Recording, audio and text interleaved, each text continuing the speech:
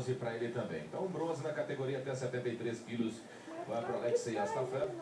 E o Christopher Volk da Alemanha, que venceu o Emanuel Nate. Duas lutas legais, né? Infelizmente a gente ainda não... Uma organização em pontos, 20 segundos, medalha de bronze pro Hulk. Vai na cara dela.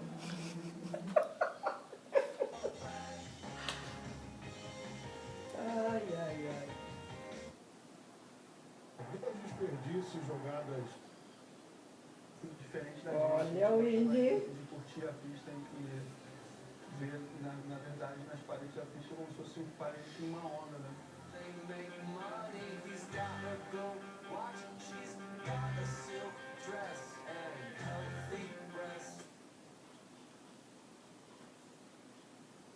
Like a car crash.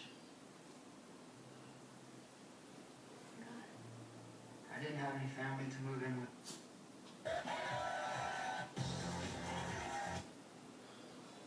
And get out. Minha nossa. She didn't want to tell me. For now. Sounds like she didn't trust you. O Vaticano está em perigo. E Tom Hanks entra novamente. A Rebeca vê isso aí vai ficar doida. Ela vai ver, eu tô filmando. Yeah, well, I think that Ronnie's